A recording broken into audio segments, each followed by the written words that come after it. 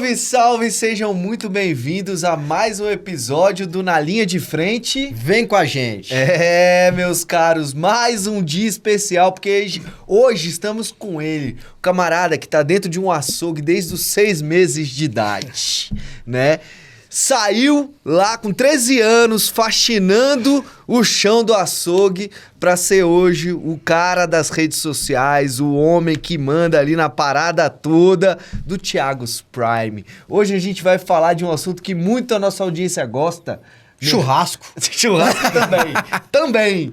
Mas mercado de luxo. Como Com aplicar certeza. técnicas dentro de qualquer tipo de negócio. Cujo nome da empresa dele foi uma homenagem do pai a ele que tinha nascido.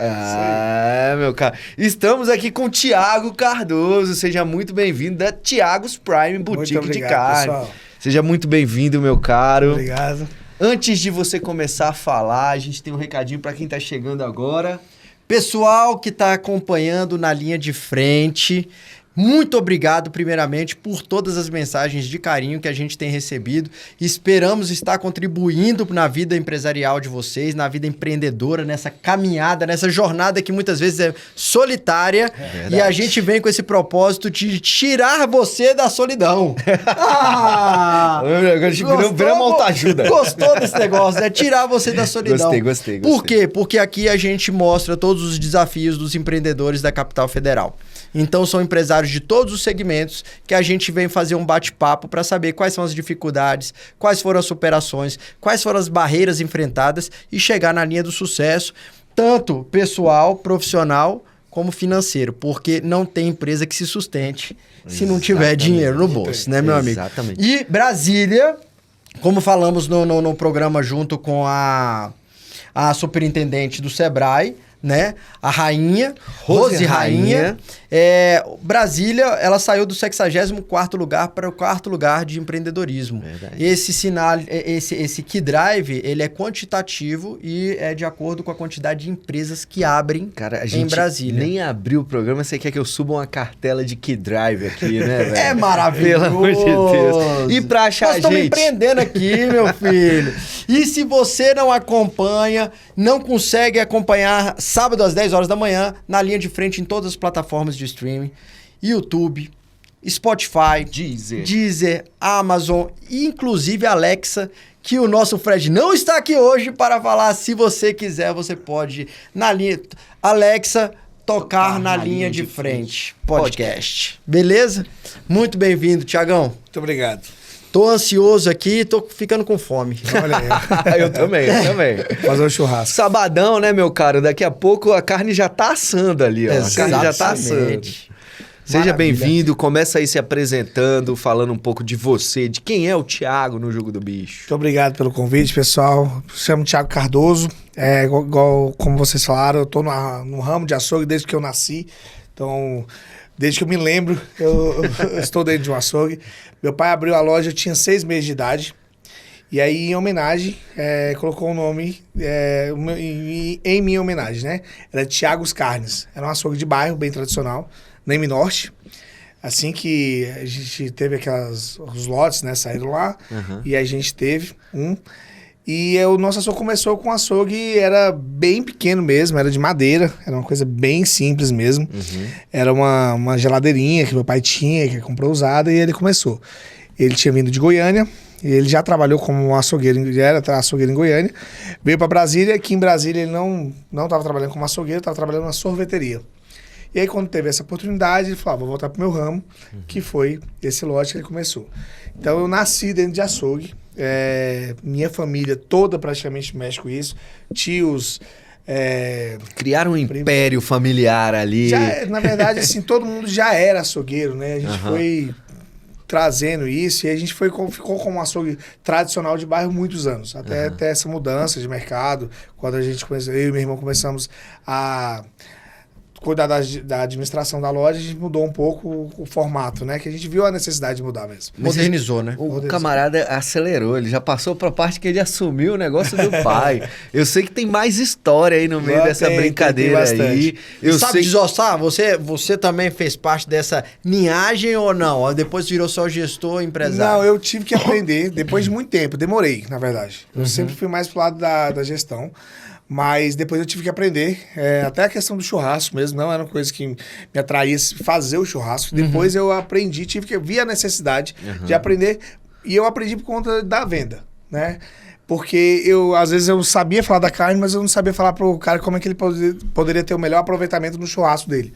Então eu perdi a venda daquilo. Legal. Falei, cara, eu não tenho que só vender carne, eu tenho que ensinar o cara a fazer a carne também. Sim, E claro. aí foi uma pegada que a gente... Importantíssimo. Porque senão depois você ainda vai ser criticado pela carne que você vendeu e que, na verdade, foi porque foi feita de forma errada. E também, assim, a gente costuma falar que uma carne de qualidade é difícil errar. Então, qualquer churrasco, 70% é carne. Sim. Então, assim, é difícil você errar. Só que você tem como melhorar, tirar o maior proveito da carne possível. E aí, quando eu comecei a aprender, a estudar, né, foi mais ou menos junto, que eu comecei a estudar marketing, mercado, e eu comecei a estudar a questão de churrasco, gastronomia, para aprender. Nunca foi muito, às vezes a pessoa fala, eu amava cozinhar. Não, no meu caso não era. Eu aprendi mesmo para vender. E você fez formação de gastronomia? Não, eu tenho cursos técnicos, né? Tenho cozinha profissional pelo Senac, tem alguns cursos, mas eu me especializei mais em cursos específicos de churrasco. Legal. Tanto profissionais, desossa. Hoje a gente dá curso de desossa. A gente faz um curso de desossa mais voltado para o consumidor final mesmo. A intenção desse curso não é que a pessoa aprenda a desossar, porque é uma coisa muito mais difícil, né? Leva muito mais tempo. A ideia é que você, qualquer açougue que você vá, você não seja ludibriado, você saiba comprar, saiba levar o que realmente você está pagando. Bacana. Decidir fazer a melhor compra possível. Legal. Mas você tem umas histórias aí, não tem não, Tiagão? De Tem. quando você começou. Eu sei que primeiro, pra você gostar, teve que ser na porrada. Teve que ser na porrada. Quando eu era criança, pelos meus 10, 11 anos mais ou menos, a gente morava atrás da loja, né? Dessa loja, a loja já era maior e tudo mais.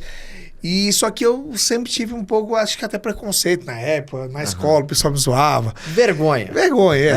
Tinha. E aí eu ficava com um pouco de vergonha naquela época. E aí meu pai me botava pra ir pra loja, pra limpar a loja, né? E o cabo nunca esqueço essa história, o cabo da vassoura ficava sujo ali, né? Que pegava carne e tal. E eu ia pegar e eu ficava com um pouco de nojo. E pegava sem firmeza, né? E meu pai ia, reclamava. Via que eu tinha nojo e ele pegava... Teu pai é de onde? Minas. Minas não, perdão, Goiás. Goiás? Minas. Brabo. Bicho brabo. Hoje tá mais tranquilo. Na época ele era brabo. E aí ele ia, pegava minha mão e falava, esfrega direito, rapaz. Limpa isso aqui, tá sujo. E eu ficava com nojo, aquele negócio. Toda vez que eu podia, vazava dali, dava um perdido. E aí um dia ele pegou um sebo no chão, uma mochiba e esfregou na minha cara. Foi exatamente desse jeito, dos métodos antigos, né? A gente costuma brincar, fala, meu pai fez psicologia em Harvard, usou as técnicas dele. E ele esfregou na minha cara, eu tinha 11 anos, e falou, daqui que você compra, daqui que você veste, pegou aquele sapo, né? E eu fiquei puto pra caramba com ele. Nossa, fiquei, não falo mais com meu pai. Fiquei rebelde. Né? E aí a gente morava atrás, falei, eu não piso mais aqui, vou estudar, vou seguir outro rumo, não vou cuidar de açougue. Fiquei nervoso. Fui embora. E passei praticamente um ano ali sem pisar no açougue, sempre por trás ali. E um dia, cara, tinha um passeio da escola. E aí era R$30, precisava. Eu queria pagar um lanche lá, coisa, queria fazer uma média. E aí eu pedi pra minha mãe, ela falou, não, pede pro seu pai. Nunca esqueça, era R$30 naquela época. E já era muito dinheiro, né? Naquela época. Sua mãe sábia. Falou, pede pro seu pai. Aí eu fui pedir, eu nunca esqueço, ele me deu R$100. Falou, não, meu filho, tá aqui, ó. R$100. Eu falei, rapaz, tô bonito na frente. Peguei R$100, fui. Meninão demais, gastei os R$100 todo dia. Paguei pros outros e tal. Virou barão. Barão. 100 reais há 20 e tantos anos atrás. 50 centavos salgado da escola, saiu distribuindo. Rapaz, comprei pipoca pra todo mundo no cinema.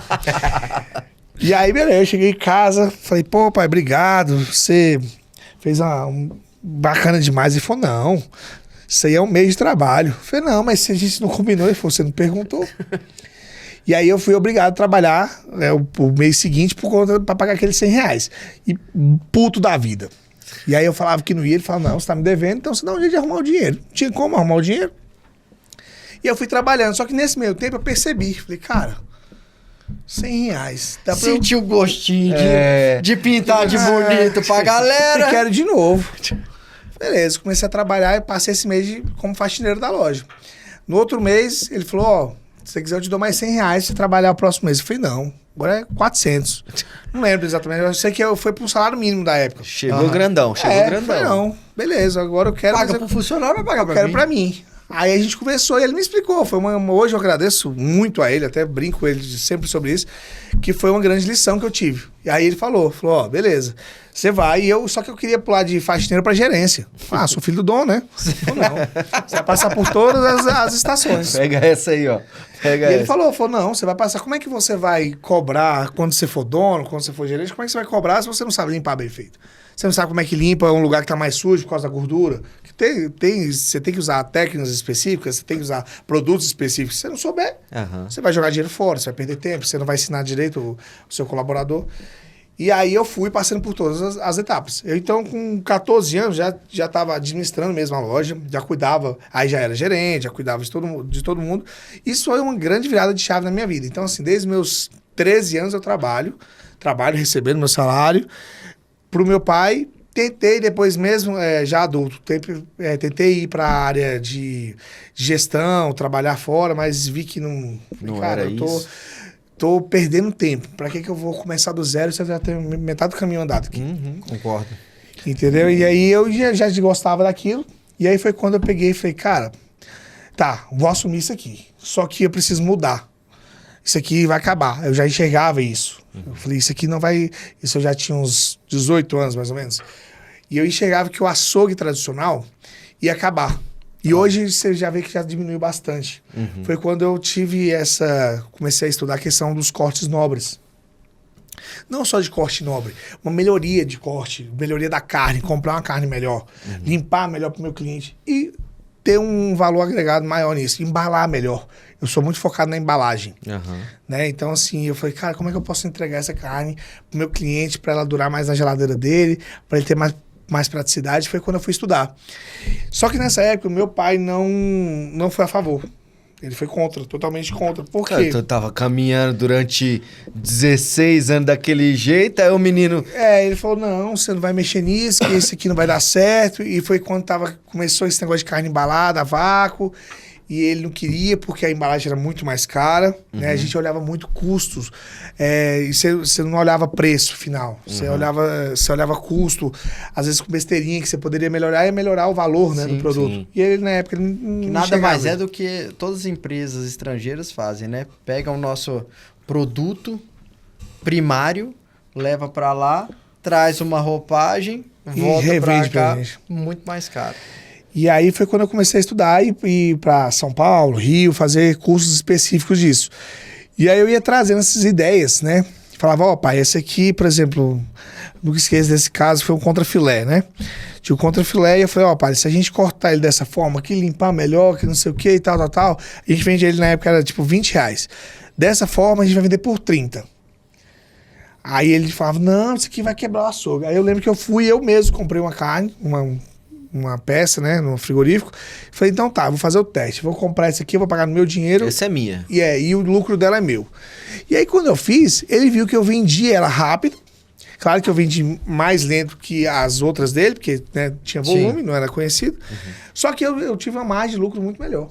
Menos trabalho, mais aproveitamento. Sim. E aí ele falou, Só que ele sabia que aquilo eu nunca, por exemplo, enquanto ele vendia 1.000 quilos, eu ia vender 100, 200. Então eu tinha que agregar aquilo. E eu fui tentando bater essa tecla, só que chegou no momento que a gente não estava dando mais certo. Falei, não dá mais certo, eu não quero isso para minha empresa. Aí eu já estava com meus 20, 21 anos. E foi a hora que a gente decidiu se separar. E eu queria muito esse mercado de luxo, né? Eu queria vender carne nobre. Uma boutique, tudo limpinho, arrumadinho, negócio, sem aquela correria do açougue tradicional. E aí eu tentei ir para Águas Claras, que era o meu sonho de consumo. Cara, eu quero ir para Águas Claras. Quero ter uma boutique em Águas Claras. E aí eu fui lá e graças a Deus eu fui para comprar um açougue lá. E graças a Deus deu errado.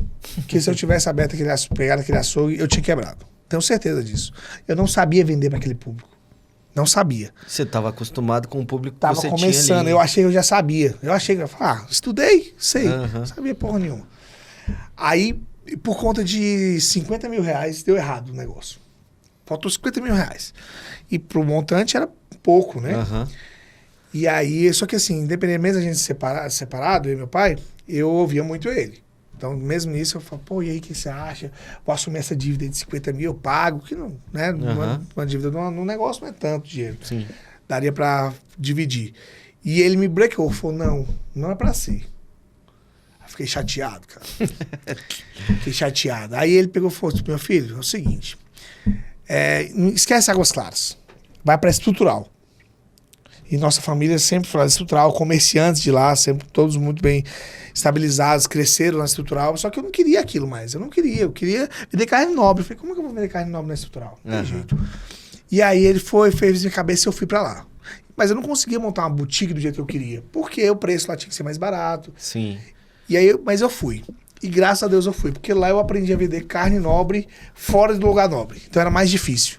Olha Quando eu fui pro lugar, meu cara. quando eu fui pro lugar É isso mesmo, olha aí você. Quando eu fui pro lugar que, digamos, eu tinha um cliente mais provável, eu já sabia como vender para ele. Então, o meu treinamento foi muito bom. Porque eu tive que vender para um lugar mais treinamento na Vera. Foi, na Vera. Então, eu lá na Estrutural, que era um lugar que tinha um preconceito muito grande, até por mim mesmo. E quando eu entrei, eu vi que era outra visão. Tinham pessoas lá muito bem, com estrutura muito boa, financeiramente. Então, assim, me surpreendeu muito. E eu comecei a vender comprei uma cervejeirinha pequena para vender a carne nobre. Comecei. Aí passou 2 semanas, já troquei ela por uma de uma porta grande, mais um mês troquei por 3 portas. Mas então tu chegou lá com a proposta do açougue em si, foi implementando aos poucos. Fui implementando aos poucos. Porque eu já sabia... tinha trocado o nome para Thiago's Prime? Não, era Thiago's Carnes. Thiago's Carne ainda. E aí eu peguei a Thiago's Prime, ela foi criada como uma marca, não era para ser uma loja. Foi quando eu comprei essa cervejeirinha, que eu comecei, falei, cara, não tem como eu botar Thiago's Carnes aqui. Tenho que dar... Isso aqui é uma linha de carnes... Do Thiago. Do Thiago. E aí vai embalada a vácuo, e aí eu criei a Thiago's Prime. Legal. Né? Mudei pra isso. É o que a galera chama, né, no mercado tradicional white label, né? Você tá pegando um produto e aí você compra esse produto de algum outro fornecedor, né? E você bota uma marca sua. Uma rotulagem. Uma rotulagem. Ô, Patarim, negócio de rotulagem, rapaz. Hoje é sábado, eu quero saber se o churrasco tá pronto. No próximo bloco, o Thiago vai falar de várias estratégias do mercado de luxo que ele aplica no dia a dia da empresa dele. Fica com a gente.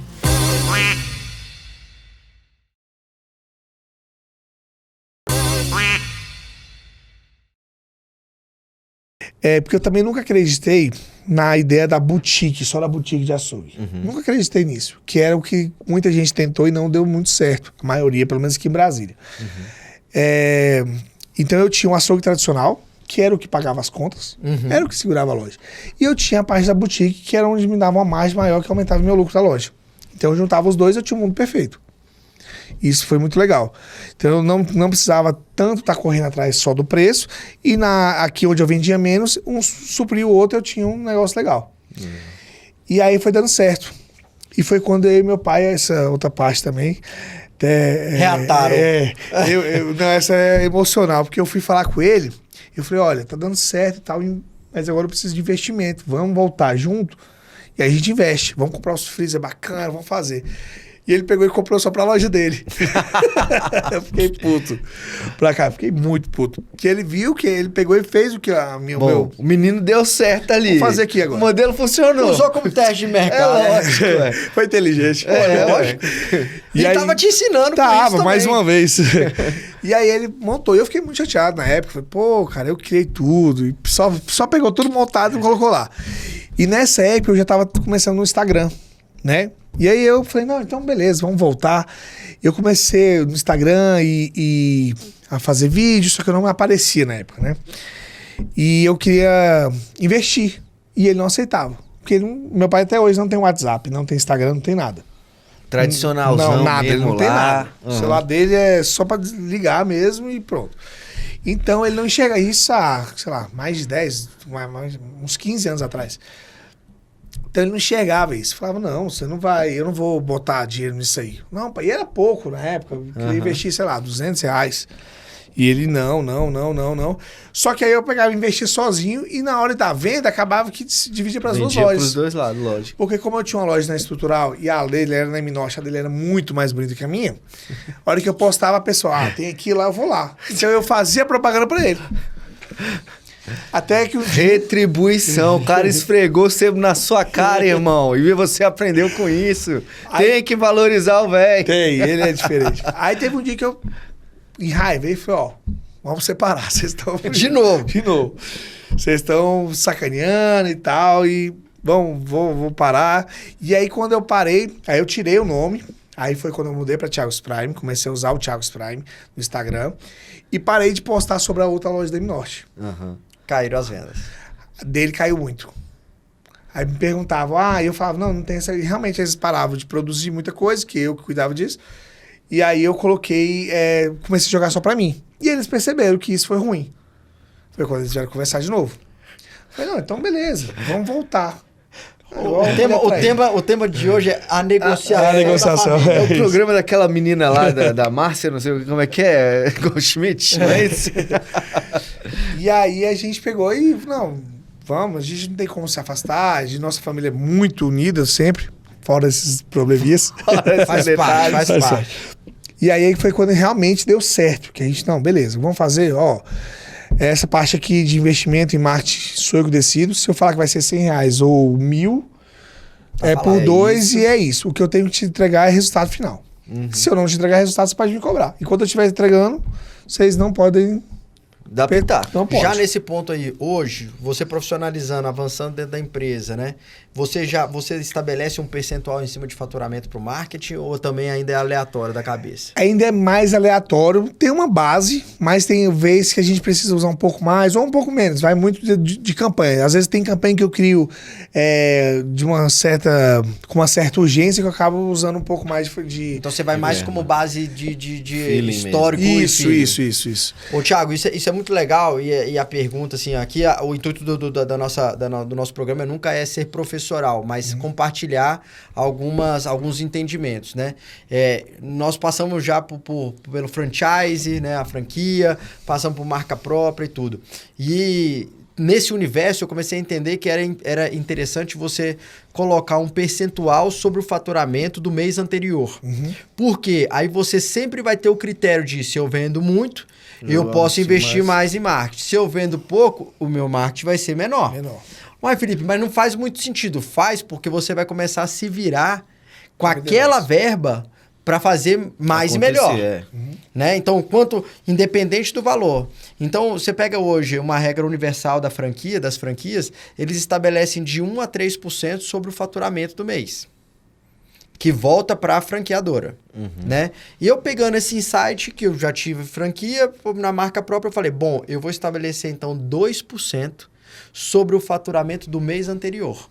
Então eu nunca vou estar tirando dinheiro do bolso para ver o que vai dar e arriscar. Não. Cara, teve lá 100 mil, 2% de 100 mil vai ser o dinheiro que eu vou aplicar no marketing do mês seguinte. E aí o que é mais legal e interessante para todos os empresários que estão escutando, quem não pratica isso. Esse valor que você utiliza, se você não utiliza, você está comendo mosca. É igual verba pública. Se você não usar, acabou. Ela não é acumulativa.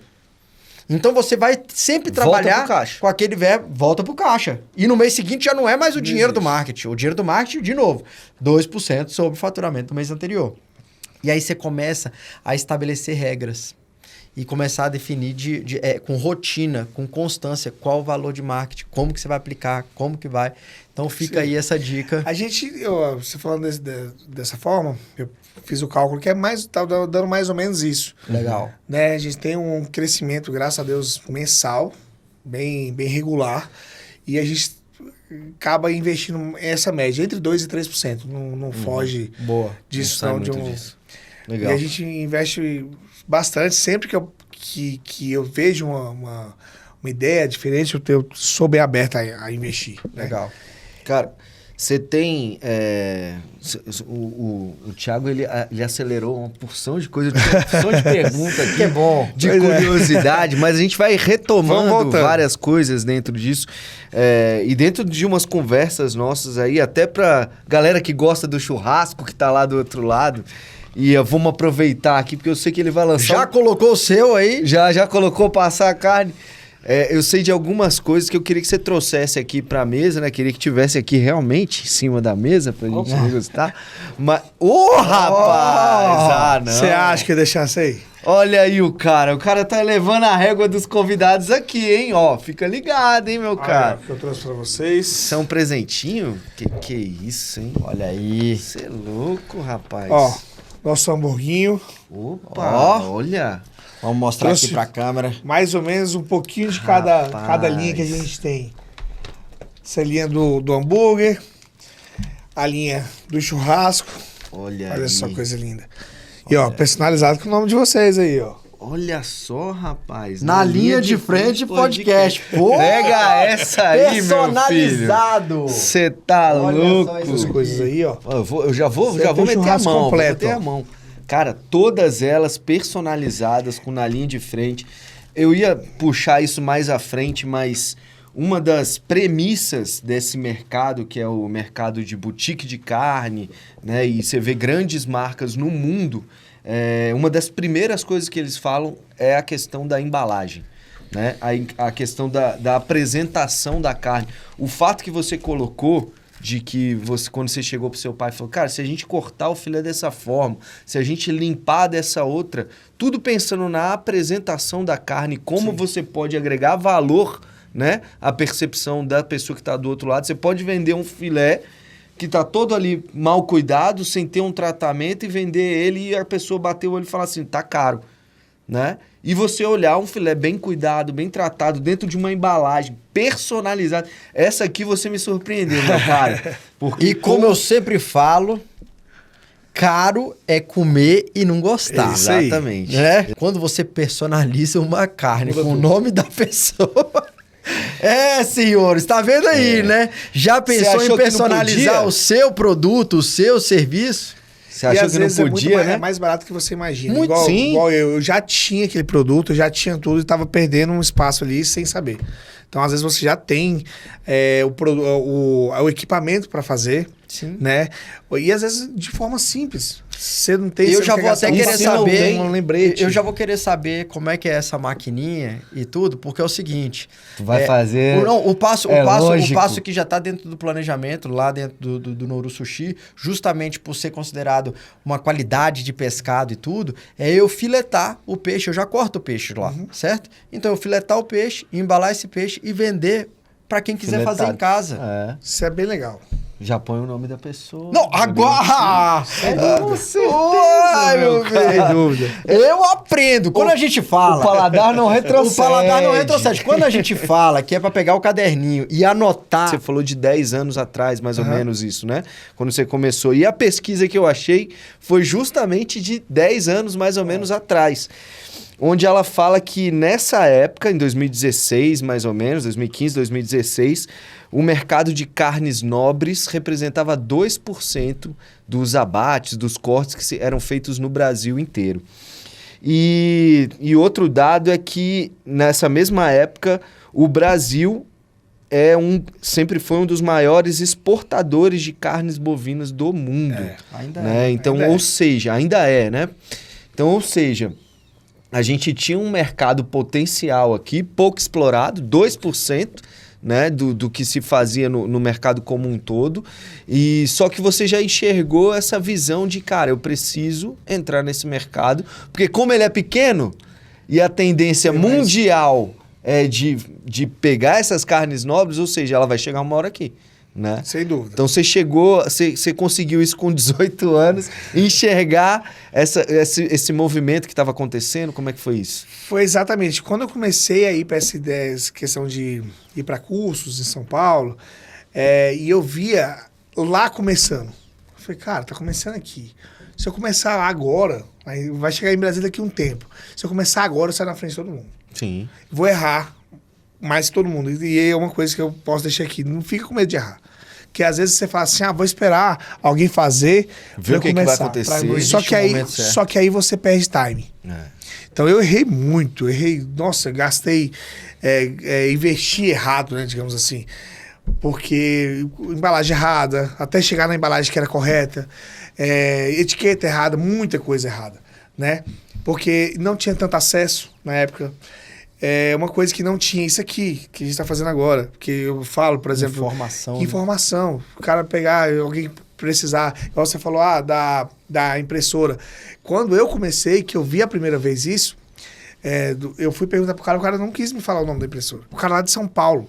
Não tem nada pra ele. Toda vez que a maré sobe, você repara, todos os barquinhos sobem junto. Todo mundo sobe. E se desce para todo mundo igual. Então, assim, cuidado ao criticar um concorrente e cuidado no compartilhamento, no não compartilhar um conhecimento. Porque se um dia você não compartilha, no outro alguém não estará compartilhando Exatamente. com você. Hoje, assim, o pessoal liga, às vezes, o cara que realmente é meu concorrente direto, pergunta alguma coisa, eu não tenho problema com isso. Eu até costumo brincar de vez em quando, até o Rodrigo chega e fala, você viu que copiaram sua etiqueta? Falei, ótimo, tá na hora de mudar então. Boa. E se ninguém me copiar, se me deixar quietinho, eu vou ficar ali muito tempo, às vezes eu acomodo, isso é normal. Então eu gosto quando eu vejo que eu criei um negócio disso aqui mesmo, essa ideia, e eu já vi que eu já tenho outros lugares fazendo, que legal, eu preciso pensar em alguma coisa para melhorar isso. Muito Porque senão bom. você fica parado. Sim. Você precisa às vezes do choque, né? Sim. Porque senão você acomoda. E hoje, assim, eu falo, eu ajudo, e eu gostaria muito que os açougues subissem o máximo a qualidade possível para ter uma concorrência leal. Sim. Porque para eu explicar para o meu cliente que eu sou, às vezes, um pouco mais caro, ele olha o preço, mas às vezes ele não olha tanta qualidade. Sim. Agora, se o meu concorrente direto tem a mesma qualidade que eu, ele não vai ser muito mais barato que eu. Vai variar, e aí a gente vai ganhar por alguma coisa específica, e tá ótimo assim. Sim, aí vocês vão disputar em outro nível, Em outro né? nível. Historicamente, a gente tem empresas que uma alavancam a outra, né? Sem dúvida. Burger King, McDonald's. Quando eu coloquei, que eu decidi colocar tudo, minha marca em tudo. Ele vai colocar minha marca em tudo. Sal. Chega o sal lá, eu achei uma empresa que pega aquele sal que eu gosto e invasa ele com a minha marca. Por que isso? Quando eu tiro minha concorrência, se você for num atacadista qualquer, você vai ter lá 20 tipos de picanha. Só que você não vai ter da Thiago's Prime. Sim. Da mesma forma que se você for na Thiago's Prime, você vai ter... Posicionamento de marca, Exatamente. senhores. Então isso é muito importante. Porque a pessoa para de comparar. Se eu vendo várias marcas lá na minha loja, claro que às vezes eu costumo brincar com a questão da Heineken. A Heineken vai ser Heineken em qualquer lugar. Então, você acaba tendo que às vezes brigar muito pelo preço. Por quê? A Heineken aqui de R$2 e a de R$20 é o mesmo produto. Não tem como. É o mesmo produto. O que vai mudar é o local que você está. Onde você está, a oportunidade. A experiência, mas o produto é o mesmo. Quando você tem um produto que você não tem a concorrência direta, outra pessoa não vende aquele seu produto. É seu.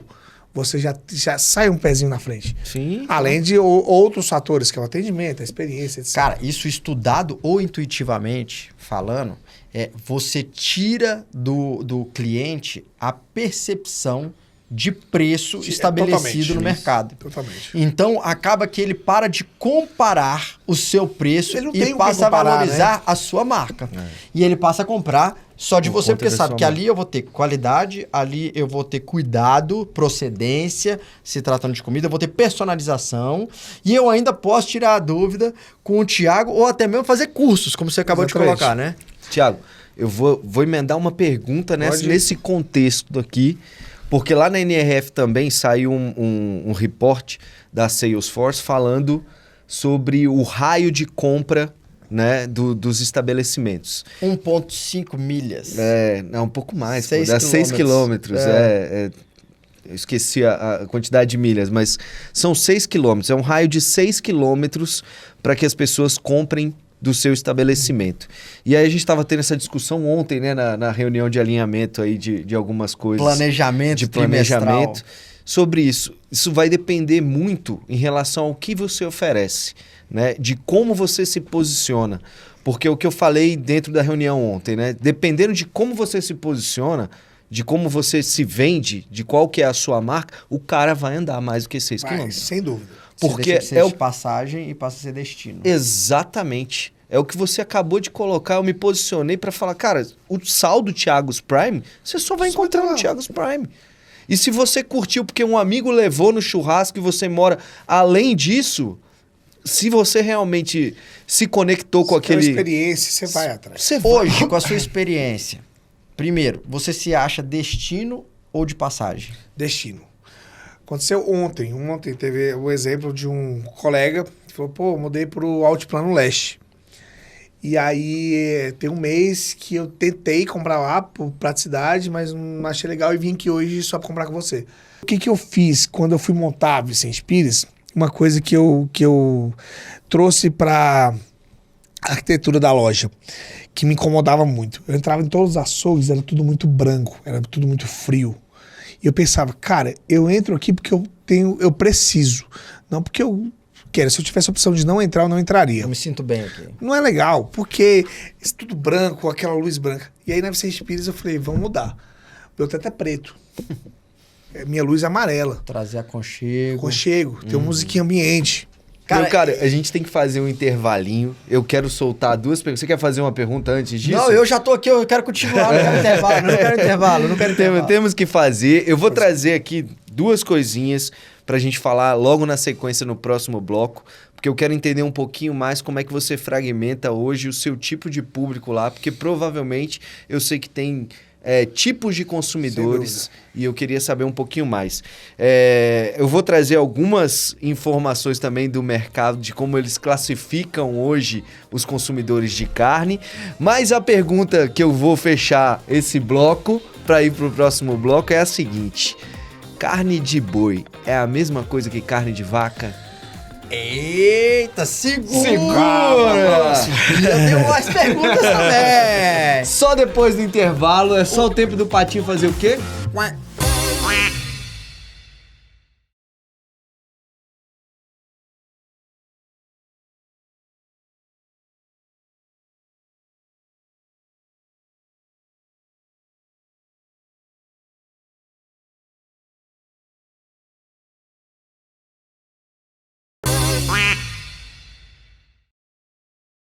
E voltamos, meus queridos. Eu falei que hoje ia ser mais que um dia especial mais uma vez, porque hoje tá rolando churrasco, né, meu cara? E dia de churrasco é dia de resenha. É dia de resenha. E de resenha tem que ter ali no fundo um Menos é Mais. Grande abraço, Góis aí, ó, meu cliente lá na Born Concept. Olha aí. Hoje o churrasco não vai ser com o Thiago's Prime, porque não chegou lá a carne ainda. Ainda, mas semana que vem já tá no ponto. Meu caro, o papo tá incrível, velho, e eu quero explorar um pouco mais essa questão da sua clientela, como é que você faz essa divisão. O mercado dos publicitários, né, dos marqueteiros, classificaram alguns tipos de cliente. Eu vou ler aqui pra gente discutir sobre ele, você vai ver se vai identificar alguns lá dentro, mas eu quero que você esmiúce um pouco mais o tipo de cliente que você tem lá dentro, tá bom? Segundo eles, os meat lovers, né, que são os amantes de carne, que virou uma tendência, né, pessoas que acreditam que a carne tem que ser incluída dentro do menu principal dele de todos os dias. Eu sou um desses, tá bom? Os creative cooks, né, que são aquelas pessoas que gostam, né, têm prazer em cozinhar a carne, em preparar a carne, às vezes para os amigos, né? The price driving, que são aqueles que são guiados pelo preço, né, da carne, pelo preço da compra. O active lifestyle, né, que se manifestam pelo fraco engajamento em relação a esse tipo de segmento também, que é a carne, né? A gente conhece a galera que vive muito um lifestyle, né, de comer ou não carne, né? E o the health oriented, ou seja, gourmetização dos termos é ótima, né, velho? Muito bom. É muito bom. Muito bom. Que é a galera que tá orientada realmente para ver se isso vai fazer sentido para a saúde delas, às vezes para o controle da obesidade, né, ou de alguma doença que tem ali, né? Isso é o que os marqueteiros entendem. E eu sei que você tem alguns desses também, mas eu quero entender também se existe uma classificação hoje de ticket de compra para pessoas que vão comprar ali para o dia a dia, pessoas que vão comprar para um momento especial. Dá uma aprofundada nesse tipo de público que você tem lá dentro. A gente conseguiu atingir muito, assim, hoje eu não sou, já fomos mas a gente não é focado naquele cliente que está procurando preço, Uhum. né? Eu costumo dizer que eu não sou o mais barato, de forma alguma, mas eu sou o melhor custo-benefício. Massa. Quando você vai colocar na ponta do lápis. O que é isso? Ah, Thiago, ali tá 10% mais barato que o seu. Só que o processo que o meu produto passa, se você quer o processo que você teria em casa, por exemplo, uma limpeza. Por exemplo, se o meu profissional vai limpar uma carne, um bife para você, você vai ter uma perda menor do que a que você vai ter na sua casa pela experiência que ele tem. O cara tem de carne. Então você pagou 10% mais barato, só que a hora que você chega em casa, você vai fazer aquela limpeza, você teve uma perda de 15%. Então você pagou mais caro que você compraria comprando de mim. Legal. Então, isso que a gente conseguiu chegar, que eu tenho o melhor custo-benefício, que eu vou entregar o melhor produto possível dentro daquela faixa de preço. E eu consegui, com essa questão de ter um açougue tradicional junto com a boutique, de ter tanto o Meat Lover, né, que é o cara que tá ali, que quer a carne, que quer o produto diferente, que eu consigo ter ele no final de semana e eu consigo ter ele durante a semana toda. Que Né? bacana. E eu consigo ter também, naquela linha que eu mostrei para vocês, que é a Bem-Estar, né? Que já esse público também voltado já Pro dia a dia. pro dia a dia e para a questão da saúde, o cara que quer uma carne bem magrinha, né, uma dieta. Então, assim, eu consigo atingir praticamente todos os públicos. Tanto questão financeira, quanto questão de escolha de produto. Tá? E aí a gente conseguiu fazer isso na experiência que a gente tem pelos anos mesmo. E a gente foi trabalhando e dentro do marketing eu consigo mostrar para aquele público exatamente o produto que ele está procurando. E aí isso eu uso muito a minha equipe de marketing, que é muito boa, inclusive. O cara tá ali, ó, tá só olhando ali pra ver se você não tá falando Tá. nada O errado. que tá me chamando muita atenção nesse bate-papo é porque é o seguinte, você trabalha o mercado de luxo, É, exatamente. você trabalha açougue, que não é um mercado, que não Não é, que é uma seria de matéria que luxo. não seria de luxo, que é do dia a dia. Tradicionalmente não, Tradicionalmente não é. E aí você coloca ele num mercado de luxo. E geralmente o mercado de luxo não tem uma comunicação tão trabalhada dentro do bom povo. humor. Não é uma comunicação bem humorada. Muito pelo contrário. Geralmente Mais é uma, séria. é uma Lifestyle. comunicação mais séria, com lifestyle, com cara de barba, bravo, fogão, carvão, ferro. Imagens cinematográficas. Então, o que eu acho legal? Você conseguiu estudar e pegar vários repertórios diante de todas as suas experiências e colocar uma personalidade única, falar de forma criativa, divertida para um mercado de luxo, mas não esquecendo a base. Não pode. Assim, eu vejo que o mercado de luxo, ele é muito bom, mas igual vocês falaram, no meu nicho de mercado, eu não tenho tanto volume. E é impossível ter, porque você não vai comer um corte nobre todos os dias, você não vai. Você não vai comer um wagyu todo dia, não vai. Então, eu Gostaria? Gostaria. Vou? Não posso. Mas Depende, você... se chegar por semana se eu essa for aqui, eu já tô patrocinado comendo pela bem Thiago demais, Prime, irmão. eu Você tá todo louco. dia. Vou passar pra equipe de baixo, ver se eles aprovam. Olha aí, olha aí. Aprova não, viu? Então, assim, e a gente eu já percebi, por exemplo, alguns clientes não gostam, mas eu percebi que a maioria acha legal.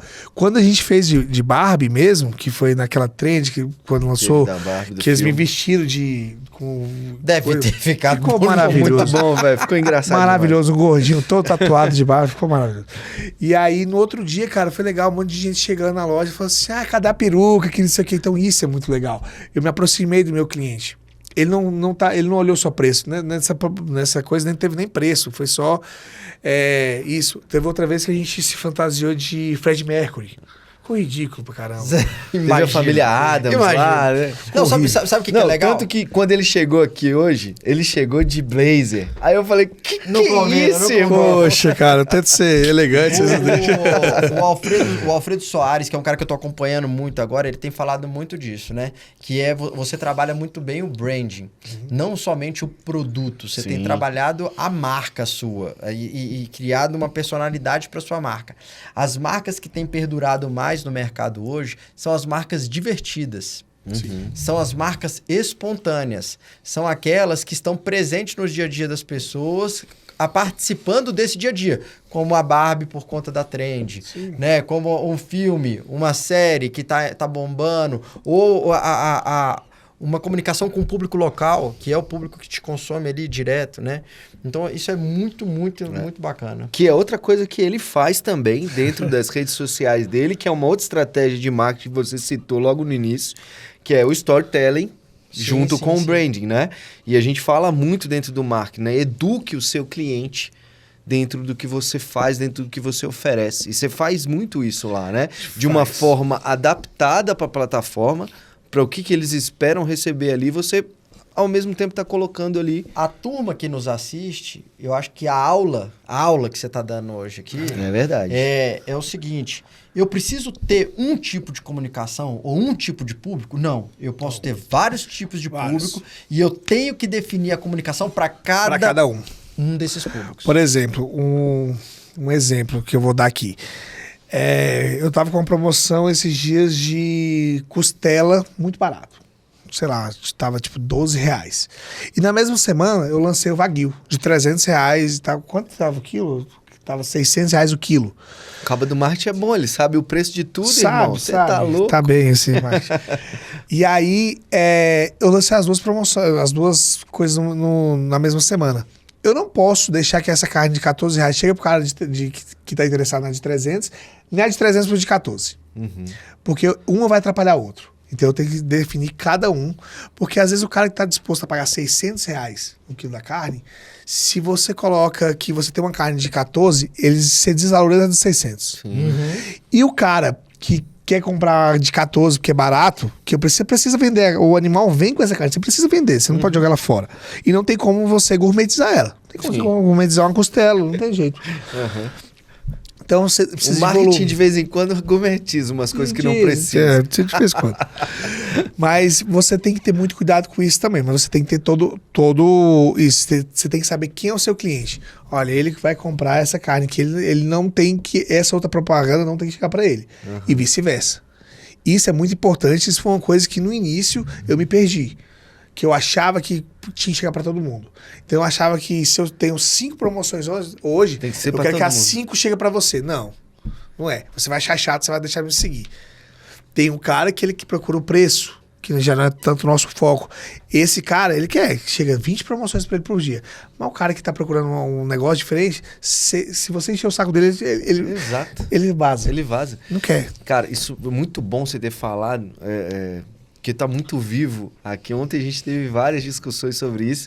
Mandar até um abraço pro Martoni, que foi a nossa discussão de ontem, do enriquecimento da sua base de dados.